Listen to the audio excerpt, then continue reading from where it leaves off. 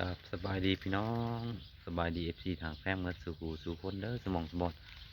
พบพ่อกันคือเก่าพี่น้องกับส่องเบาผู้ไทยเนาะพี่น้องเนาะ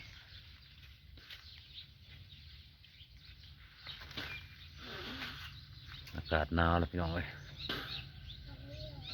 อากาศหนาวมาแล้วพี่น้องดูแลสุขภาพเด้อพี่น้องอากาศหนาวมากอะโรคกำเริบก็กลับมาคือเก่าพี่น้องโรคกำเริบคือเก่านะพี่น้องเอ้ยของบาผู้ไทยพี่น้องตันดังพี่น้องตันดังครั้งนี้ตันยังละหายใจกันลำบากพี่น้องนอนกลางคืนเป็นหวัดน้ำบ่หัวเป็นอีหยังเนาะไปเคยเปลี่ยนบอกได้พี่น้องเลยว่าโรคนี้คืออหย่างโรคอย่างเนาะผมเน้นได้พี่น้องผมเน้นมาบอกได้พี่น้องว่าควรรักษาจังใดพี่น้องเอ้ยหนาวพี่น้องหนาวดีดอกเป็นขอโทษขออภัยพี่น้องกันดังครับพุ่มแผ่เราก็เป็นอยังบ่กันห่อนกันอยู่พออยู่ได้แล้วพี่น้องอาการห่อนแต่หนาวเนี่ยอุ้ยกลางคืนว่าจะเป็นที่ตายไปเลยพี่น้องเลยไปที่นอนหลับหนาวแสงแดดก็ยังหนาวอยู่พี่น้องเลยจะเป็นอีหยังเนาะโรคกำเริบมามีใครเคยเป็นอยู่บ่คือข่อยอยู่บ่อากาศหนาวแล้วเป็นโรคทั้งบัดทั้งหายใจไม่ได้ทั้งเกียนหายใจแบบมันตันอยู่ในหม่องนี้พี่น้องเวลาเอาออกแล้วมันก็จะมีน้ำมูกอย่างเราพี่น้องแล้วก็ไข้แดงแล้วก็ตัดมาอีกควรรักษาจังใดนะพี่น้องอย่างที่หายขาดหรือว่าบ่หายขาดก็พอทุเลาก็ยังไข้นะพี่น้องเนาะ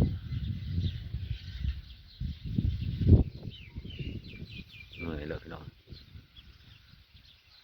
โอ้ยเมื่อยปวดเบิด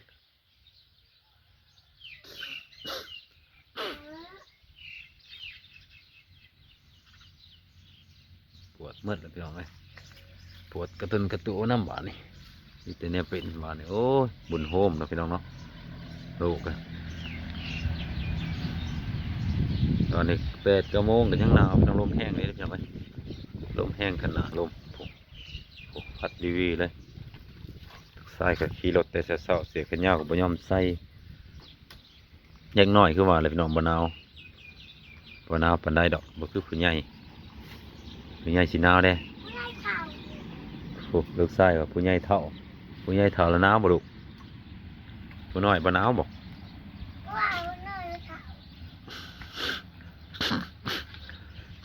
โอ้ย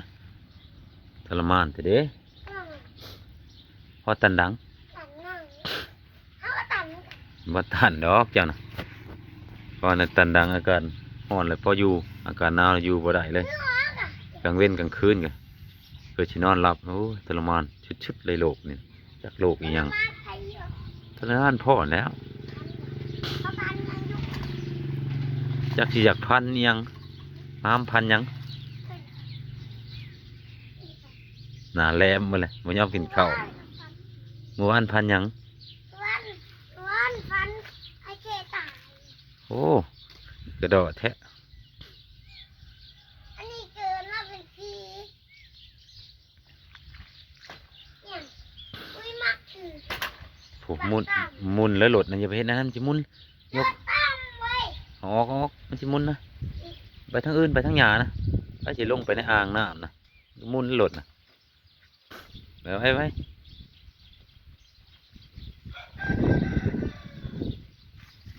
มาบอกก่อนพันยังเสียพันมาเด้อย่างมาบอกตายแล้วเขามีที่ฟันสีอย่ามาก่อนเขาคือมีที่ฟันสี อย่ามาโอ้ยเอายังฟันสีพีเอา พันเห็นพีฟันสีพี มันเป็นอะไรพีนะว้าวพ่อบุบันมาเอาไพ่10,000น้ำกันเนาะพันพอดีเอาทะลุพอละพันให้พ่อพันนำโอ้พ่อน้ำบานโอ้ยเอากล้วยกับตั้มพี่น้องโอ้กล้วยตั้มแห้งอะไรดอก ได้ยังลูกชื่อยังมาบัด อืม มะพร้าวอ่ะโอ้ยจักบาทอันนี้นะ20 บาทพี่น้องคือถือแพงเลยวะเนยทำกับปั้นนี่แพงกระดอกห้ำก็เอาในเนาะยังเอา20 บาทพวกนี้นี่พี่น้อง20 บาทโอ้ย โอ้ยนี่ แพงอันนี้ห้ำจะกินแล้วบ่ใส่หลอดบ่เดี๋ยวพอพายเนาะพายก่อนพี่น้องเอ้ยอยากได้กิน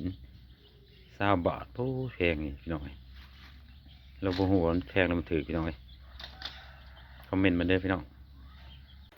กินบ่รู้มันแซ่บเยอะมะพร้าวนะมะพร้าวเผาพี่น้องเอ้ยกินแล้วแม่นถ้ามากินมะพร้าวเลยพี่น้องเอ้ยเห็นใส่กระซื้อกินเมื่อบ้านก็ยังเอาอยู่เมื่อย่านะแต่มันจนเมิดเมื่อเท่าใดก็มาเท่าละ4-5 หน่วยมะพร้าวหอมหมากมันคือน้อยแท้แซ่บอยู่น้ำมันหวานอยู่ลูกหอมบ่มันเป็นรสชาติใด รสชาติแบบหวานน้ำหวานอะ รสชาติแบบบ้านนาวานะ อืมเหมือนตอนกินนั่นดิกินมากว่าแบบนี้รสชาติเหมือนกันเลยอ่ะ เหมือนกันเลย อืม บ้านบ่ต้องซื้อเด้อได้น้อยมันบ่อิ่มซะน้อยเดียวนะซื้อน้ำมะพร้าวเป็นขวดได้2 ขวดไปเลย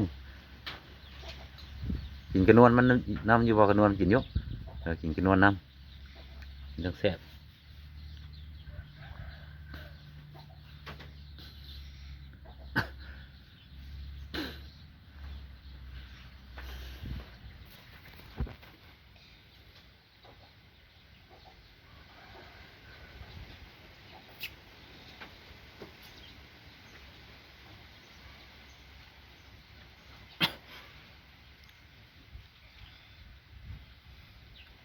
โอ้กินแบบบ่ให้ใจเลยพี่น้องลูกชาย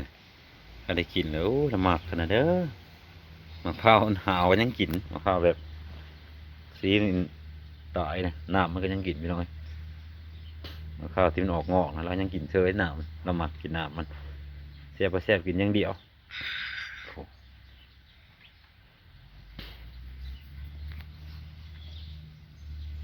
เป็นไงเลี้ยังเข้าไปนะ ฮะ โดย อันนี้คือตาเวนเลยตาเวน โด ตาย เวนมีตาอู้บุดตัด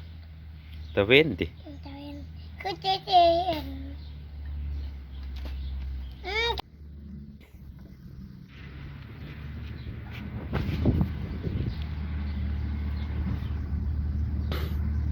โอ้เสียงรถพี่น้องเอ้ย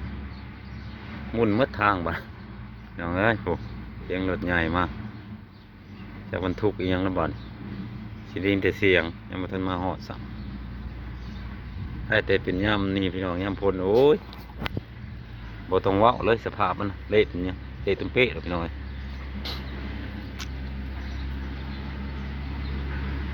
นี่ใช่บ่อนเป็นรถอีหยังบ่อนโอ้รถอันนี้พี่น้องรถเฮ็ดทางเลยพี่น้องเอ้ย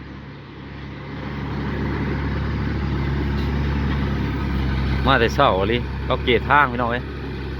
เกตทางนี่